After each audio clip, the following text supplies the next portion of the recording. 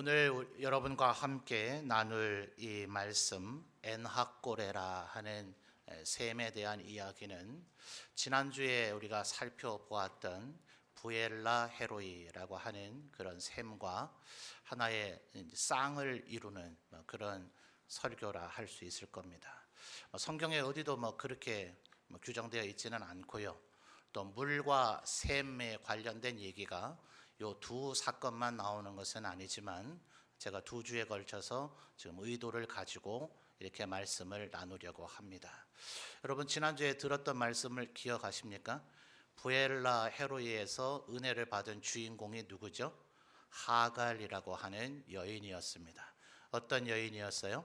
애굽 출신이었기 때문에 아마도 하나님을 알지 못하고 전혀 신앙과 은혜가 무엇인지를 알지 못하는 여인이었다. 더더군다나 안타깝게도 종이라 그러면 느낌이 안 와서 노예라고 이해해야 더 좋다 그랬죠. 노예라고 하는 존재는 여주인이 아기를 못 낳는데 자기가 아기를 낳는다고 해서 고대의 인간 사회상에서는 신분과 역할이 바뀔래야 바뀔 수가 없죠. 애를 하나 아니라 100명을 낳아준다 하더라도 그냥 애를 낳아준 것 뿐이고 그저 여전히 여종인 것이지 뭐가 달라지는 것 아무것도 없습니다. 자기가 주판을 잘 튕겨서 계산을 하더라도 오히려 여주인의 비위를 맞추고 그 여주인의 마음에 들게 사는 것이 본인에게 한정 지어져 있는 신분과 계급 제도가 여전히 있는 고대의 삶에서는 그것이 어떻게 보면 가장 지혜로운 행동일 수 있었을 터인데 아직 첫 아이를 출산도 하지 않은 상황에서 여주인을 멸시하는 행동을 하더라.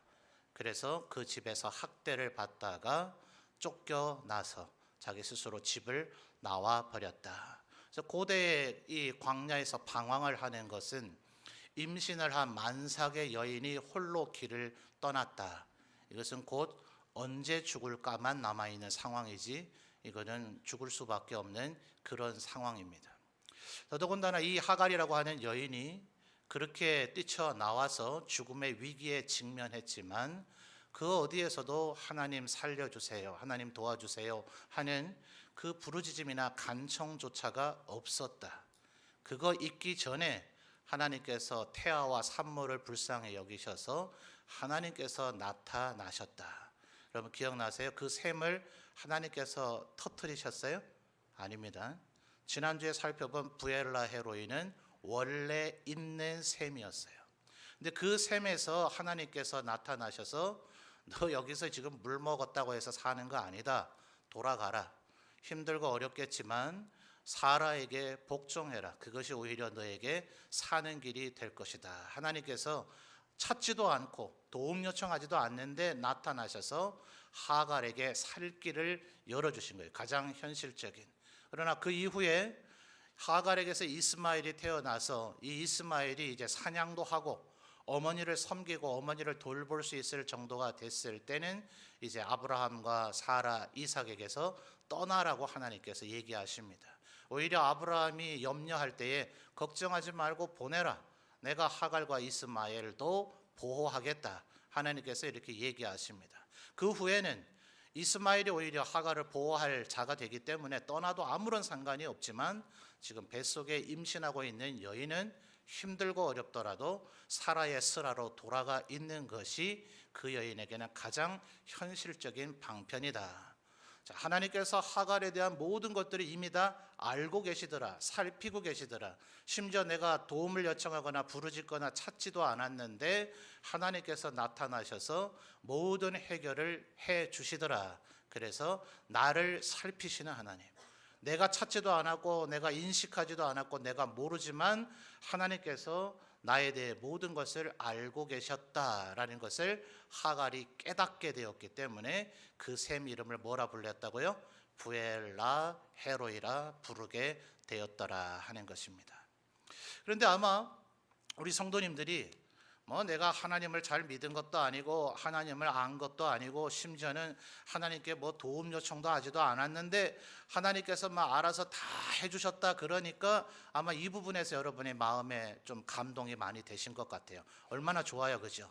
하나님께 예배하지도 않고 기도하지도 않고 말씀 읽지도 않고 교회 헌신하지도 않고 뭐 이래도 하나님께서 알아서 다 해주실 것 같으니까 아마 좋으셨을 수 있겠는데, 현실적으로는 하갈과 우리의 삶은 이미 조금 동떨어져 있죠. 소위 요즘 하는 말로 괴리감이 있죠. 여러분 다 애굽 출신이세요? 여기서 말하는 애굽은 혈통적 지역적인 애굽을 얘기하는 게 아니라 죄악이 아주 그냥 관영한 그런 세상에, 그게 출신 배경이시냐고요. 그냥 우리 집안은 막 전과자로 가득하다라든지, 뭐 우리 집안에서 섬기는 신이 한 100명은 넘는다 뭐 이런다든지, 그런 배경 속에서 다 태어나고 성장해 오셨냐고요. 그렇지 않죠? 전혀 하나님에 대해서 아는 바도 없고 하나님을 찾아본 적도 없고 불러본 적도 없으시냐고요. 그렇지 않잖아요. 보니까 대부분의 성도님들이 지난주도 예배드리고 오늘도 예배드리고 계시잖아요. 그죠? 그러니까 우리의 삶은 하갈과는 조금은 사실은 동떨어져 있습니다. 그래서 전혀 다른 그 극단에, 이쪽 한쪽 극단에 하갈이 있다면 또 다른 양쪽 한 극단에는 바로 이 삼손이 있더라 하는 겁니다. 자, 여러분 삼손 그러면 주로 뭐가 떠오르세요? 한번 답해 보세요. 뭐가 떠오르세요? 예? 오늘 다 예배당 오시다가 비 맞으셨어요? 비 맞은 중이 중얼, 급이는 급이가 아니라 하긴 합니다만은 좀 정확하게 대답해 보세요. 삼손 그럼 뭐가 떠오르세요? 그렇죠. 머리카락과 힘이죠. 그죠? 근데 그것은 사실은 겉으로 드러난 표상이지 보다 본질적인 것은 그 안에 사실 따로 있습니다. 삼손이라고 하는 사람은 정말 성경에 수많은 신구약에 많은 인물들이 있지만 이 사람처럼 하나님에게 특별한 존재로 은혜 받을 모든 것이 보장되어 있는 사람이 또 있을까? 몇 명 안 돼요. 여러분 대부분의 사람들이 구약의 뭐 선지자든 심지어 모세도 보세요. 80세가 돼서 호렙산에서 비로소 하나님을 만난 거예요.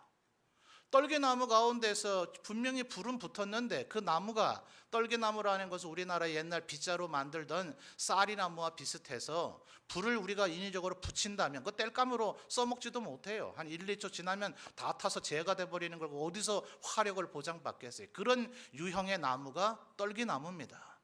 그러니까 모세의 눈에 불꽃이 보이는 순간 그 나무가 다 사라져서 재로 없어져 버려야 되는데 불은 계속 붙어 있는데 나무가 여전히 있더라는 거예요. 이게 뭐야? 이러면서 모세가 거기에 가까이 갈 때 음성이 들리면서 네가 서 있는 땅은 거룩한 땅이니 뭐 신을 벗어라. 모세는 또 두려워서 얼굴을 가렸다. 뭐 이런 얘기들이 나오면서 이제 하나님이 사명을 주고 명령을 주자 도대체 애굽 땅에 가서 내가 누가 나를 보냈다고 얘기해야 됩니까? 지금 말씀하신 분이 누군지도 알아요? 몰라요? 몰라요. 그래서 하나님께서 나는 스스로 있는 자다. 너희들의 조상 아브라함과 이삭과 야곱의 하나님이 바로 나다라고 하시면서 모세에게 하나님 스스로를 알려주셔야 될 정도였어요. 몇 살이에요? 80세예요.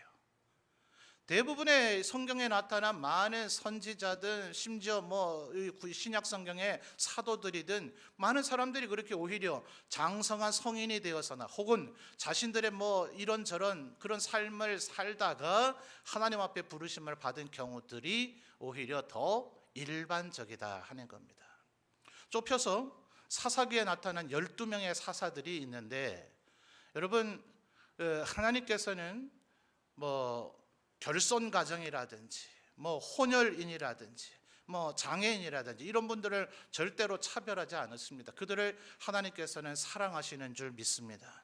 그런데 우리 인간의 이 죄성이 있는 가운데 예수 그리스도의 보혈로 이 죄를 다 씻음받고 정결해진 가운데에서야 하나님과 동행하여지고 합일해지는 것이 가능하지, 죄가 있는 가운데에서 하나님께로 나아가면 그분의 그 거룩하심 자체가, 그 정결하심 자체가 우리를 죽게 만들어요. 오죽하면 아론의 아들들 가운데서 2명이 하나님의 말씀에 순종하지 않음으로 인해서 대제사장의 아들이다 하는 것은 다음 때의 대제사장이 될 수 있는 가능성이 있는 사람입니다. 그리고 기본적으로 제사장의 임무를 수행하도록 되어져 있습니다. 그런 사람이라 할지라도 죄가 있을 경우에는 하나님 앞에 나아감 자체가 죽는 연유가 되어질 수 있더라 하는 거예요. 그러니 여러분, 하나님 앞에 우리가 이게 정결하게 되어지는 것이 사실은 얼마나 중요한지 모릅니다. 그런데 사사기라고 하는 이 성경은 바로 그런 구약의 율법이 그대로 적용이 되어지고 있는 그런 엄중한 시대 가운데서도 하나님께서 주의 종들을 부르셔서 쓰시는 때에 그 모든 율법적인 가능성을 넘어서는 하나님의 자비와 긍휼과 은혜를 보여주더라 하는 거예요. 몇 가지 예를 들어볼까요? 첫 번째, 보통 사사로 꼽혀지는 에훗이라고 하는 사사는 왼손잡이입니다. 그런데 성경의 그 단어를 보면 단순한 왼손잡이가 아니라 왼손을 쓰는데 능한 사람이라고 되어져 있는 그 단어는 오른손이 최소한 마비가 되어져 있거나 오른손이 잘려서 없는 사람을 의미하는 단어예요. 양손 모두 다가 멀쩡히 있는데 왼손을 더 주로 쓰는 그런 상태가 아니라 이 오른손이 완전히 마비돼서 전혀 쓰지를 못하거나 아예 오른손이 없는, 그래서 모압 왕에게 조공을 바치는, 그게 무슨 자랑스러운 일입니까?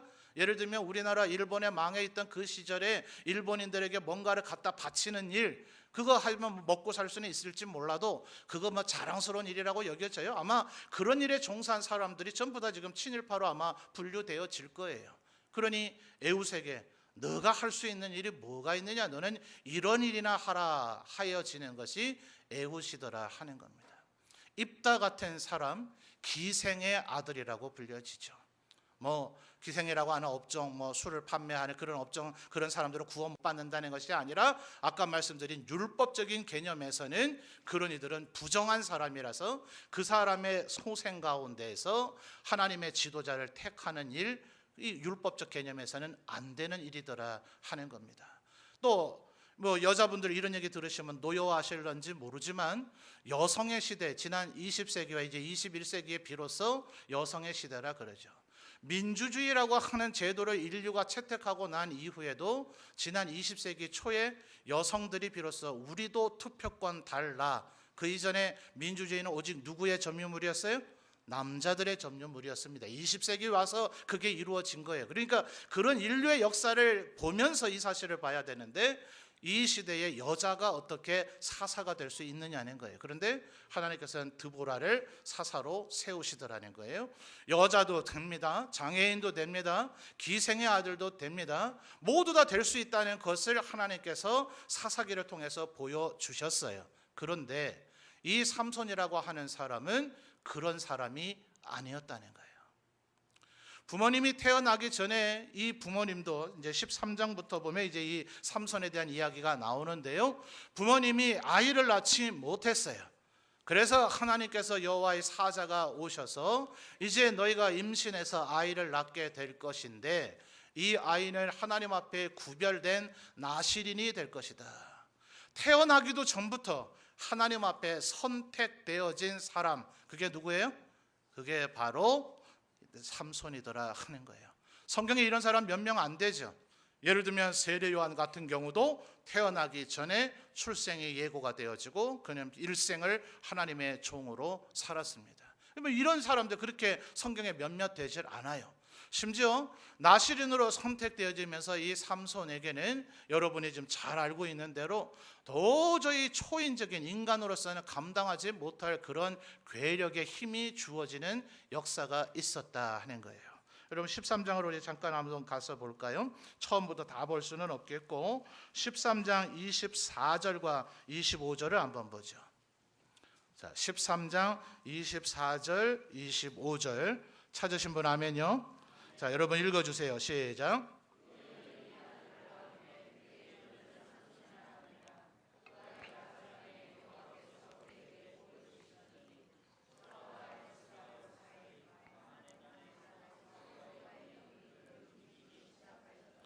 아멘.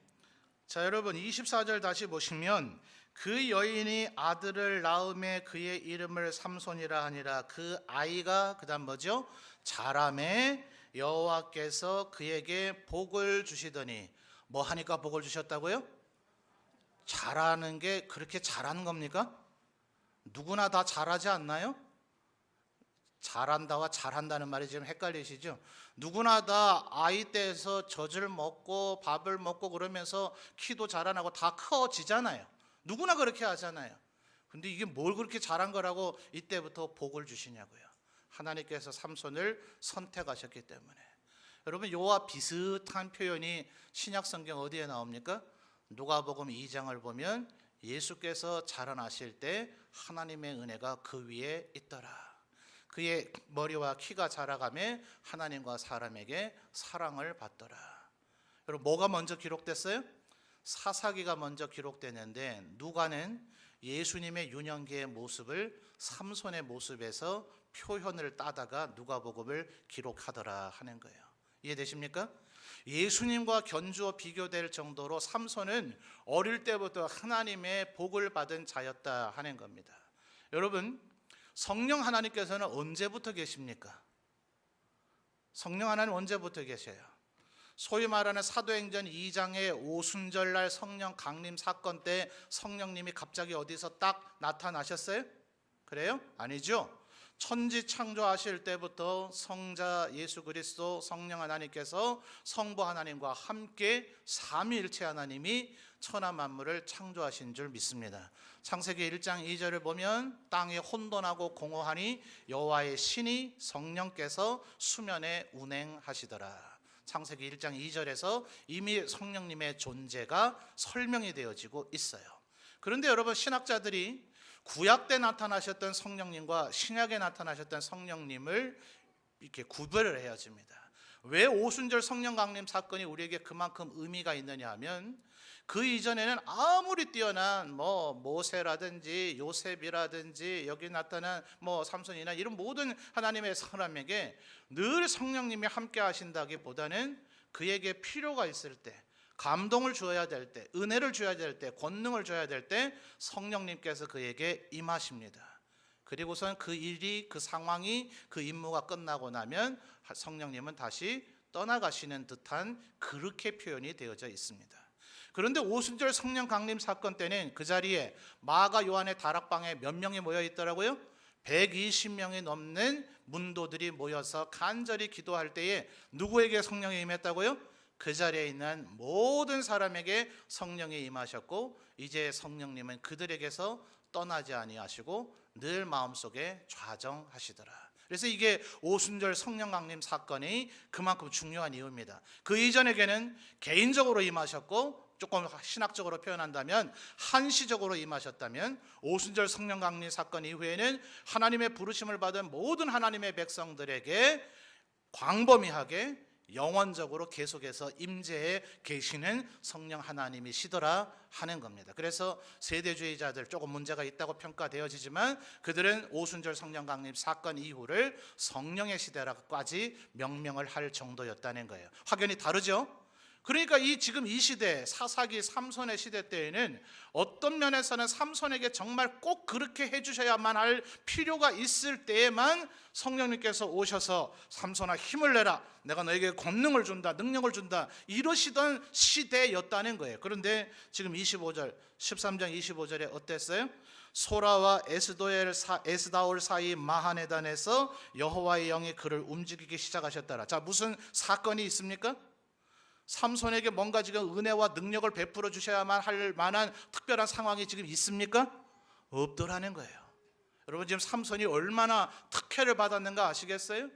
모든 사람들이 하나님께서 그냥 우리가 마음대로 살고 범죄도 하고 좀 세속에 찌들어서 살고 이러다가 하나님께서 우리를 부르셔도 은혜예요, 아니에요? 은혜죠. 영광이에요, 아니에요? 영광이죠. 여러분, 예수님께서 십자가를 지고 죽으시던 그 순간에 좌우편에 있는 두 명의 강도 가운데 한 명이 주여 낙원에 이를 때 나를 기억하옵소서라고 얘기하니 주님께서 오늘 너가 나와 함께 낙원에 있으리라. 그 마지막 한평생 얼마나 죄를 많이 짓고 살았으면 로마인들이 십자가에 달려 죽이려고 한 자가 되었겠냐고요.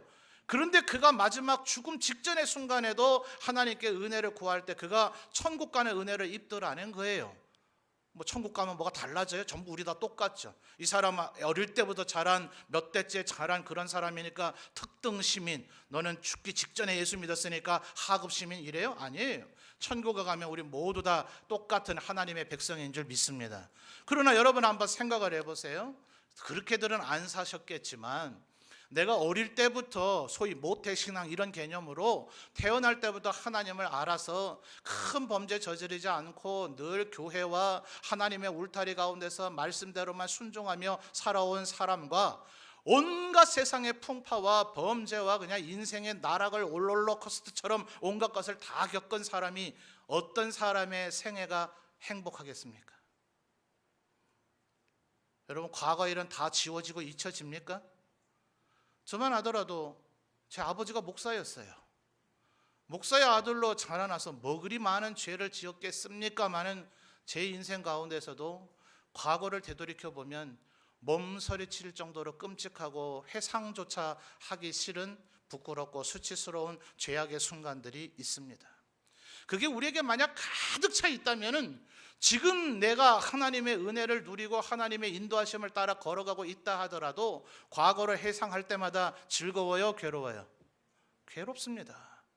그런데 만약 태어날 때부터 늘 하나님의 은혜 가운데만 자라났다면 그냥 눈 감고 자신이 살아왔던 생애 그 발걸음 늘 나를 인도하셨던 하나님을 생각하면 그거 생각하는 것만으로도 행복하고 은혜롭지 않겠어요? 그럴 기회가 주어진 사람이 누구예요?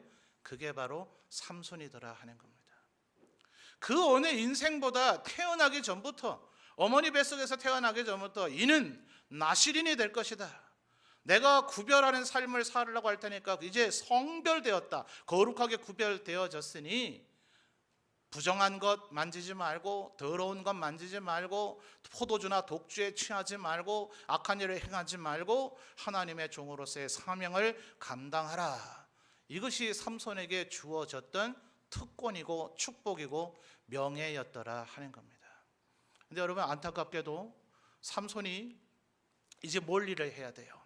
하나님께서 명령하신 것이 사사로서 이스라엘 백성을 구원하라 그랬으니, 자 14장 1절에서부터 4절까지를 잘 보시면 어처구니가 없게도 삼손은 블레셋 여자와 결혼하면서 틈을 봐서 4절에 그런 표현이 나옵니다.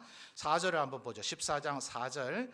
그때 블레셋 사람이 이스라엘을 다스린 까닭에 삼손이 틈을 타서 블레셋 사람을 치려 함이었으나 그의 부모는 이 일이 여호와께로부터 나온 것인 줄은 알지 못하였더라. 부모가 반대합니다. 야, 너는 보통 이스라엘 사람도 아니고 나실인인데 어떻게 이방 여자하고 결혼하려고 하느냐. 근데 삼손은 목적이 있었다는 거죠. 그렇게 해서 블레셋인들하고 자꾸 접촉을 하다가 기회를 봐서 그들을 치고 공격하는 일을 하려고 한다. 되게 좋아 보이죠.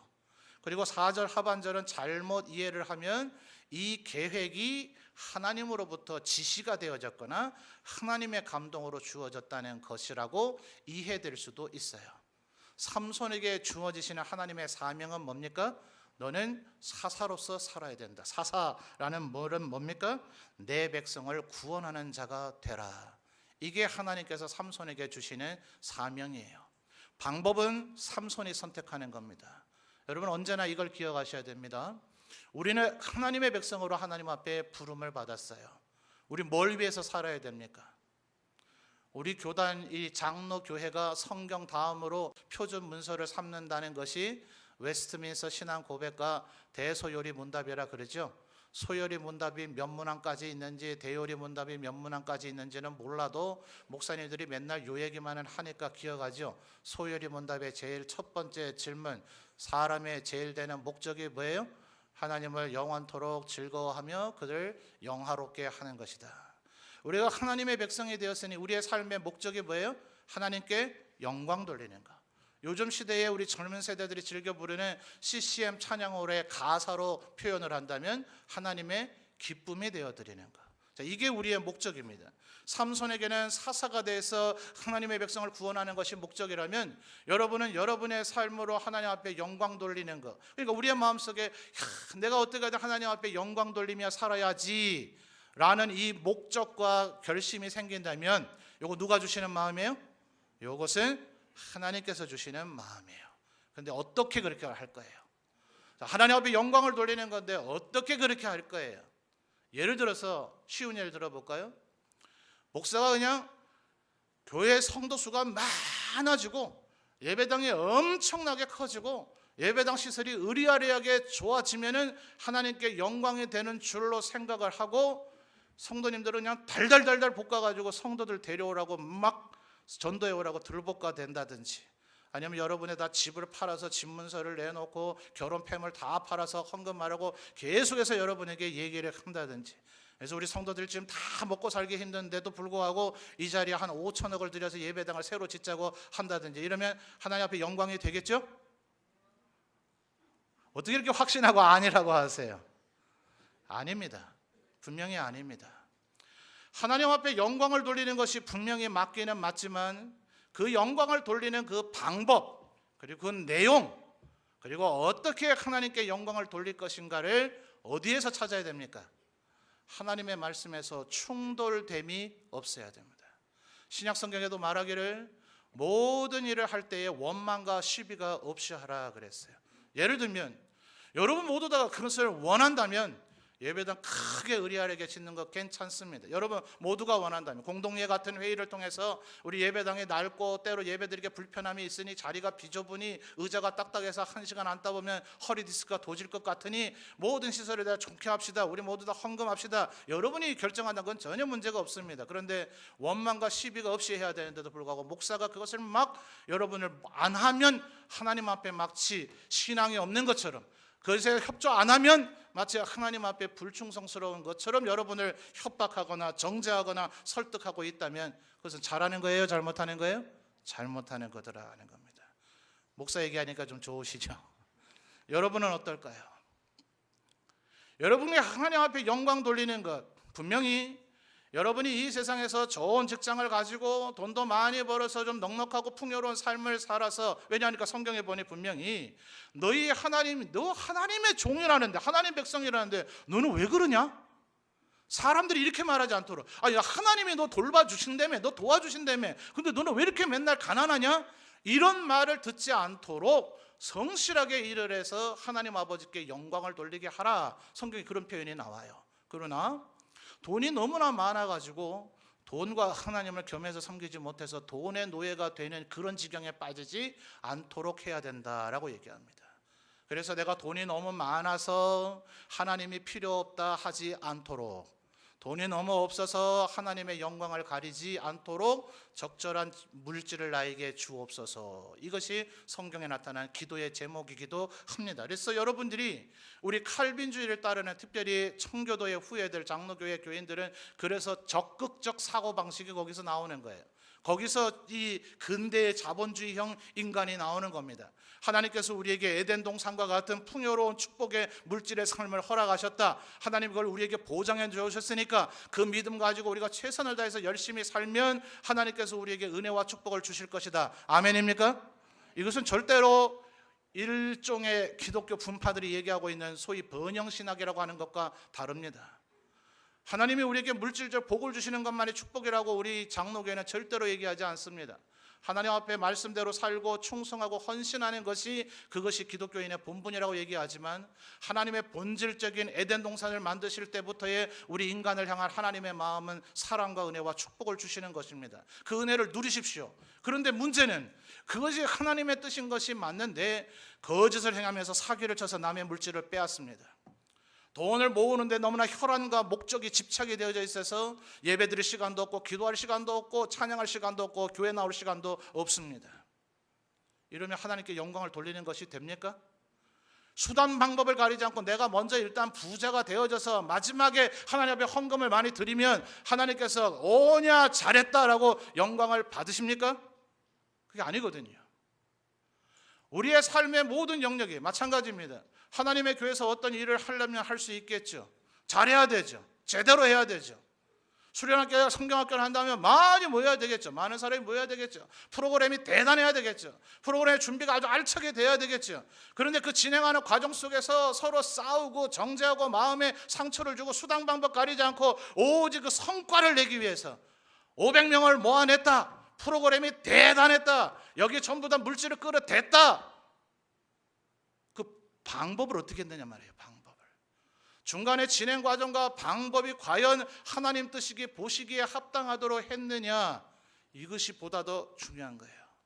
그런데 삼손은 어처구니가 없게도 가장 큰 은혜를 받을 수 있는 보장을 태어나기 전부터 받았지만 이는 첫 단추부터 잘못 끼웁니다.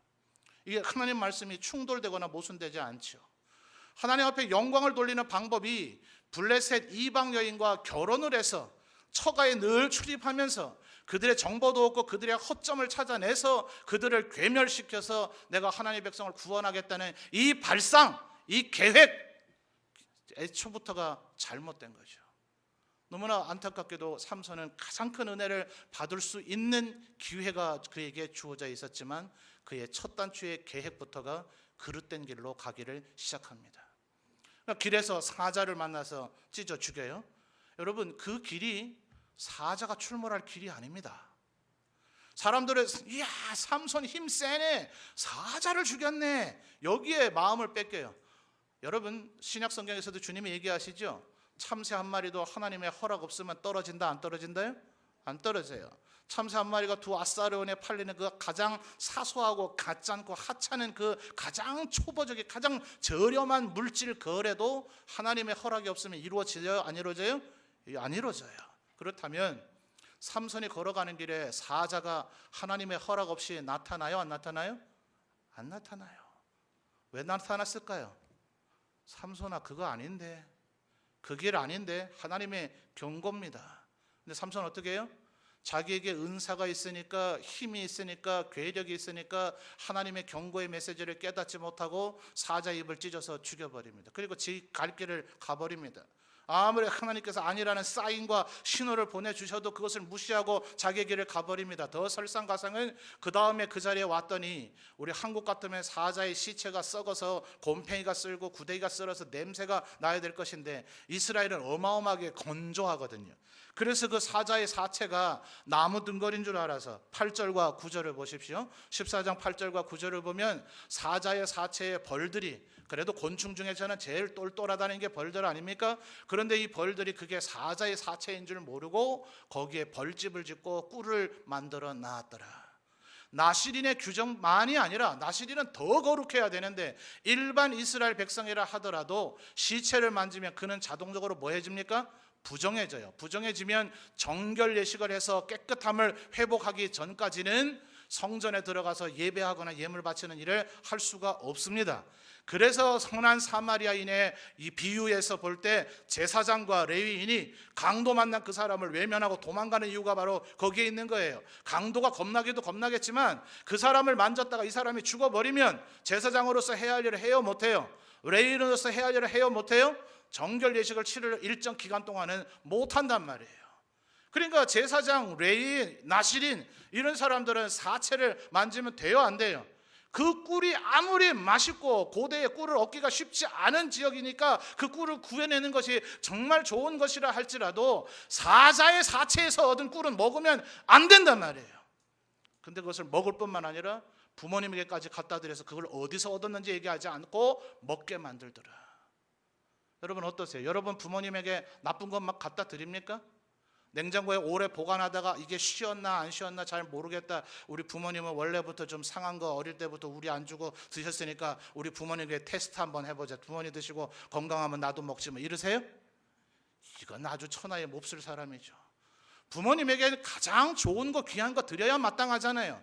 그런데 지금 삼손의 사고방식이 얼마나 삐뚤어져 가고 있는가를 보십시오. 자기가 그걸 먹을 뿐만 아니라 부모님에게까지 갖다 드리더라. 포도주와 독주는 나시린에게 금해져 있습니다. 그런데 삼손은 이제 술 먹고 취하기 시작합니다. 그리고 결국은 이 블레셋 여인과 결혼을 했습니다.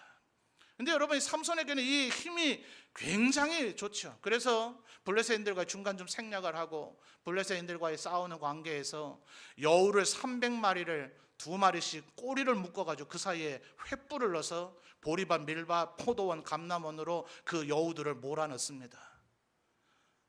이 여우 꼭 한번 구경해봤으면 좋겠어요. 꼬리가 얼마나 길길래 그걸 매듭을 지어서 거기다가 횃불을 꽂을 수 있을까요? 이 여우가 발톱이 얼마나 날카롭습니까? 이빨이 가만히 있어요? 그런데 그 여우들을 어떻게 300마리를 묶어서 거기다 몰아넣었을까? 정말 이거는 요즘 미국의 공상과학 영화들 보면 뭡니까 뭐가 나옵니까? 슈퍼맨, 원더우먼 뭐 별 것들이 다 나오는데 그런 것들의 모델이 아마 전부 삼손이었을 거예요. 삼손을 보면서 이런 거 더 상상을 보태서 그런 캐릭터들을 만들어냈을 거예요. 정말 인간으로서는 할 수가 없는, 여러분 오늘 읽은 우리의 본문을 보십시오. 이런 모든 일련의 과정을 통해서 유다 백성들조차도 삼손에게 협조하지 않습니다. 유다인들이 삼손 너 때문에 우리가 오히려 블레셋에게 더 피해를 입게 됐으니까 너를 순순히 결박해서 가라. 그러니까 삼손이 이럽니다. 너희가 나 죽이지 않는 건 분명하지. 동족에게 죽임을 당할 수는 없잖아요. 또 삼손이 죽이려고 하면 순순히 앉아 죽을 사람도 아니잖아요. 그래서 유다인들에게 그걸 확인합니다. 너희가 날 죽이려고 하는 건 아니지? 라고 얘기하니 유다인들이 우리는 너를 포박을 해서 블레셋인에게 넘기려고 하는 것뿐이지 네 몸에는 절대로 손대지 않겠다. 그래? 그렇다면 내가 포박을 당해 주마. 이래서 삼손이 포박을 당해서 그 여우 300마리로 블레셋인들의 모든 저 밭과 포도원, 감람원을 다 불태워버린 것에 대한 보복으로서 삼손을 이제 결박해서 데리고 갑니다. 그 뭘로 결박한들 삼손의 힘을 견뎌낼 수 있겠어요? 유다인들은 다 떠나가고 블레셋인들만 남았을 때 그 결박을 다 끊어버리고 손에 턱뼈를 잡고 나귀의 턱뼈로 1000명을 쳐서 죽이더라. 여러분 이건 정말 이와 같은 사람은 이건 성경 그 어디에도 찾아볼 길이 없어요. 여러분 삼손은 은사가 넘치는 사람입니다. 장점이죠. 어마어마한 장점입니다. 남의 도움이 필요해요 안 해요? 필요합니까 안 합니까?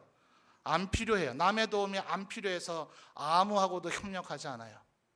보세요. 삼손에 대한 이야기를 보세요. 언제나 누구랑 움직여요? 혼자 움직입니다. 너무나 본인이 잘났기 때문에 그 누구의 도움도 요청하지 않아요. 그 누구와 마음 맞추지 않아요. 그냥 자기 마음에 생각나는 대로, 자기 마음에 뜻하는 대로, 자기 마음에 그저 하고 싶은 대로 행동하는 것이 너무나 안타깝게도 태어나기 전부터 거룩하게 성별되었고 하나님께서 그 어떤 인간에게도 주지 않았던 은혜를 주었고 하나님께서 그 어떤 인간에게도 주지 않았던 은사를 주었지만 하나님의 말씀을 만홀히 여기고 자기의 은사에 사로잡혀서 교만하고 사람들과 협력하지 못할 때에 여러분 삼손은 다른 것으로 인해 죽지 않습니다. 술 마셔서 죽지 않습니다. 블레셋 여인과 결혼한 것 때문에 죽지 않습니다. 힘이 떨어져서 죽지 않습니다. 오늘 17절에서 19절 사이에 보니까 뭐 때문에 이가 죽을 위기에 처합니까? 목말라서 죽습니다. 어처구니 없죠. 여러분 우리들이 아무리 태어날 때부터 하나님 앞에 은혜를 받았어도 아무리 하나님께서 우리에게 많은 은사를 주셨어도 그래서 우리가 아무리 똑똑하고 능력이 많아도 뭐 없으면 죽어요? 물이 없으면 죽습니다. 여러분 이 물이 성경에서는 언제나 은혜를 상징해요. 그래서 부엘라 헤로이 하갈에게서 그 물이 어떠한 의미의 물인지가 새롭게 하갈이 발견이 되어지는 것이고 오늘 읽은 말씀 속에서는 원래 이곳에 샘이 있었습니까? 없었습니까? 없었어요. 삼손이 지금 18절에 말하기를 하나님 내가 이제 목말라서 죽게 생겼습니다 라고 얘기할 때에 19절에 하나님이 레히에서 한 우묵한 곳을 터뜨리시니 거기서 물이 솟아나오는지라. 여러분 하나님의 은혜를 날마다 소유하실 수 있는 여러분이 되시기를 주님의 이름으로 축원합니다. 여러분 우리들이 하나님의 일을 해보겠다, 나 하나님 앞에 영광 돌리며 살겠다, 이미 내가 구원받았고 예수 믿는 사람이 됐으니까 나 하나님 앞에 영광 돌리며 살겠다, 좋습니다. 그 의지 좋습니다. 또 하나님 앞에 내가 크게 영광을 돌리겠다, 내가 은사가 있으니까 내가 무슨 일이든지 할 수 있다, 하나님께 영광 돌리겠다, 좋습니다.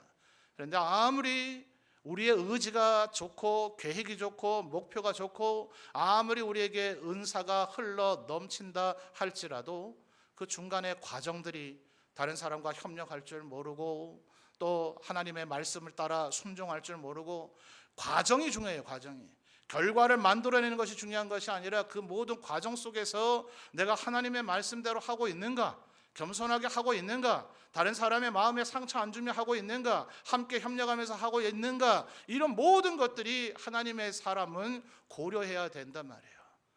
아무리 잘해도 1000명을 때려 죽일 힘이 있어도 1000명한테 포박당하거나 1000명에게 칼에 찔려서 죽는 게 아니라 목이 말라서 은혜가 떨어져 버려서 결국은 죽게 될 상황에 처하더라는 거예요. 만약 하나님께서 이곳에서 샘물을 터뜨려서 물을 주지 않으셨으면 삼손 어떻게 돼요?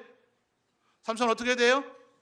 에이 설마라고 얘기하지 마세요. 죽습니다. 물 못 마시면 죽어요. 여러분 한번 이걸 이렇게 말씀을 드려야 되나? 1000명 한번 때려 죽여 보실래요? 물 없으면 죽습니다. 이 상황은 지금 살아날 수, 에이 설마 살아 아니에요. 여러분 제가 어떤 분 불교에 심취해 있는 사람 걔들 뭐 1000 절하죠. 1000번. 그거 하다 죽는 줄 알았다 하더만요. 절하는 것만 해도 그런데 사람을 지금 칼로 죽인 것도 아니고 도끼나 창으로 죽인 게 아니라 나귀의 턱뼈입니다. 나귀 턱뼈 뭡니까? 대구라고 하는 생선이 하도 크니까 대구 볼찜이라는 그런 요리가 있어서 거기 보니까 대구 뼈가 좀 이렇게 턱뼈 이제 치아가 있는 대구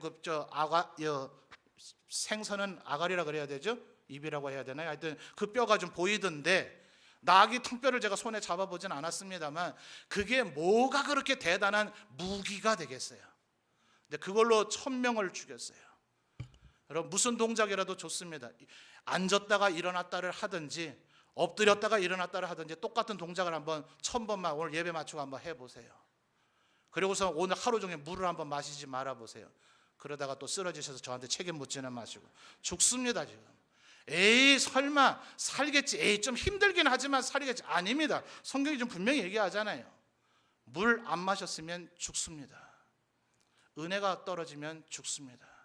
우리가 은사가 없어서 우리의 뜻이 의지가 없어서 하나님께 영광 돌리겠다는 우리의 마음의 계획이 없어서 하나님 앞에서 그 일을 못 이루는 게 아니라 태어날 때부터 성별이 되어졌어도 하나님 앞에 영광 돌리겠다는 거룩한 뜻이 있어도 우리가 1000명을 때려 죽일 수 있는 은사가 있어도 뭐가 없으면요?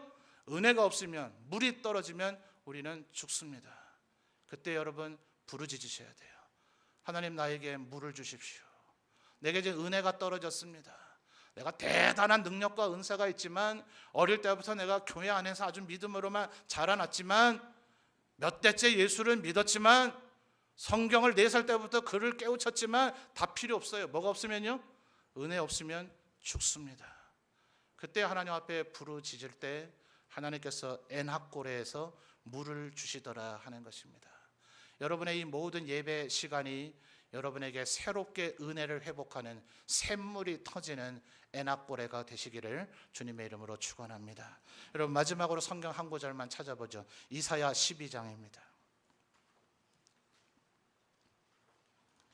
이사야 12장 2절과 3절입니다.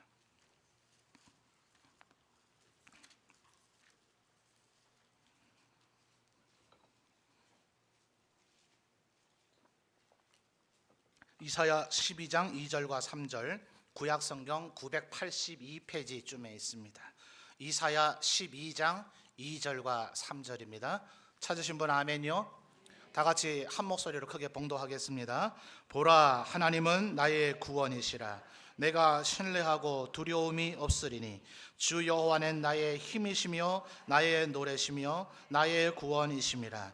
그러므로 너희가 기쁨으로 구원의 우물들에서 물을 기르리로다. 아멘.